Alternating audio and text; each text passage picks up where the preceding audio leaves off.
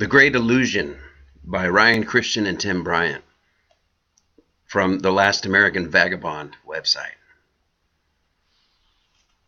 Life is the greatest gift in the known universe. It is incredibly precious, vastly diverse in its scope, and without judgment or prejudice. It just happens.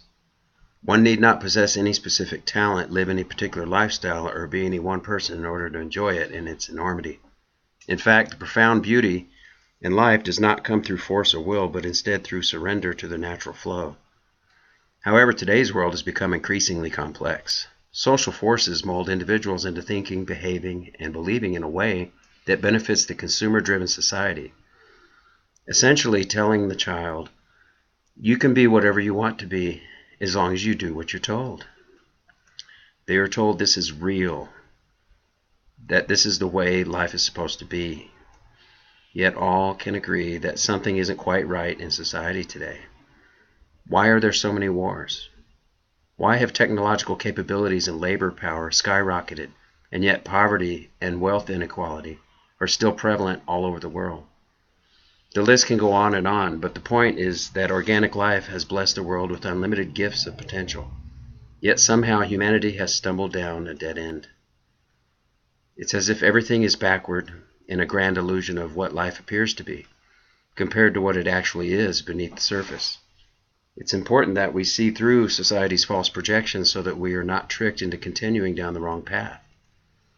This is incredibly apparent when one dives into the natural world, a necessary component of interaction for the survival of the species. The food that is eaten, the water drunk, the air in the atmosphere, and the soil in the earth are all increasingly being replaced with inorganic substitutes.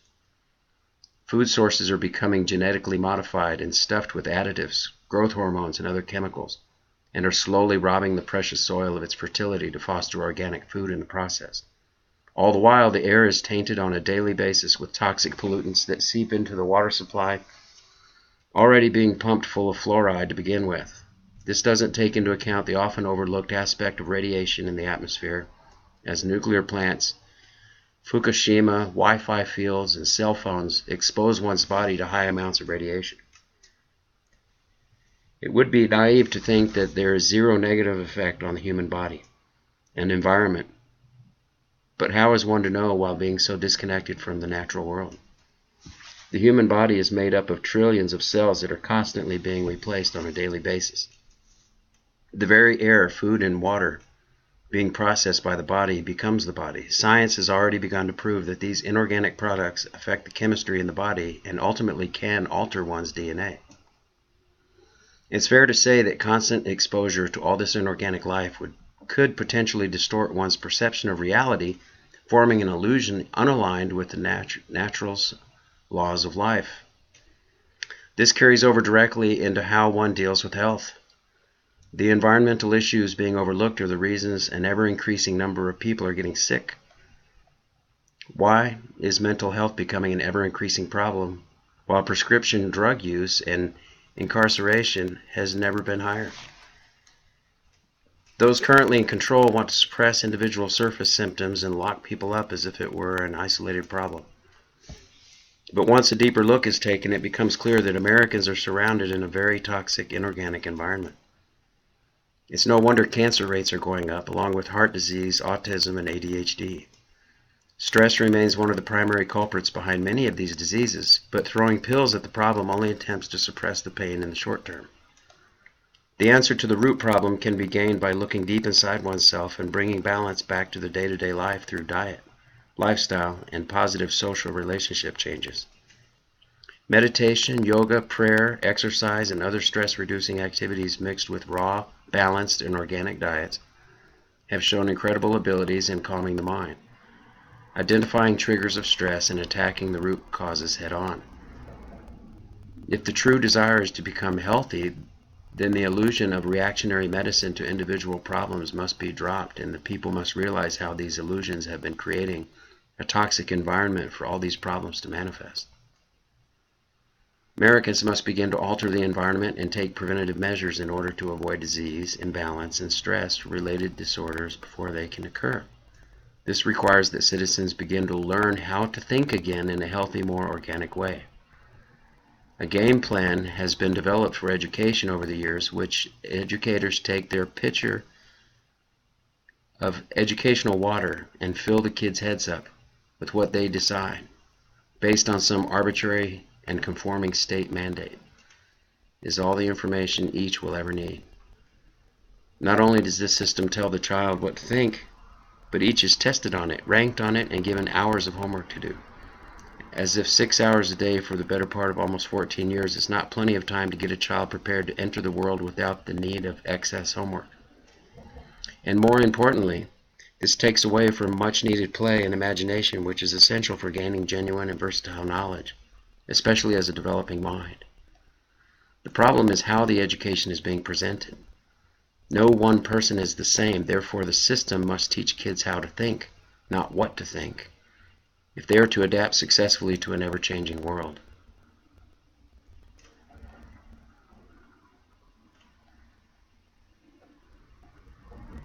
Let me go down to the end of this article summary.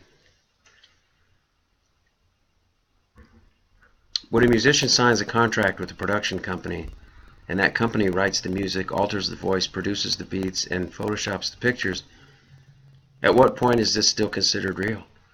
Clever people have vested interest in keeping the consumer distracted, triggering certain emotions in everyone, and playing off this to sell product.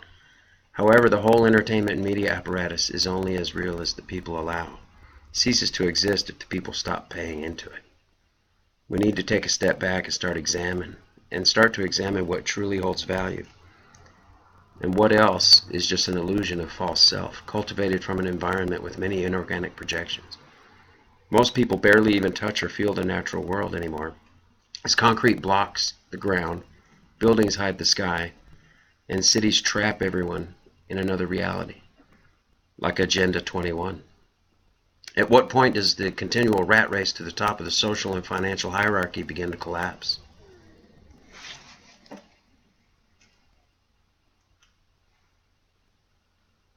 However, most everyone knows that there is more value to life than just accumulating countless material possessions to build our status in the eyes of others. What humans value deep down more than anything is freedom, authenticity, fairness, and ultimately love. A world filled with organic love is a world that can flourish in any system. Remember, life just happens, and the more one fears it and controls it, the more inorganic and bad it becomes. They want to keep people pitted against each other. They want to keep people in line so they will work for them, go to war for them, and obey them. This is all just an illusion. One ultimately has the power to say no. What are they going to do if everyone stops participating in the current system? It's finally time for this nation as a collective to get over this great illusion of fear and let love take control and guide the people down their natural path.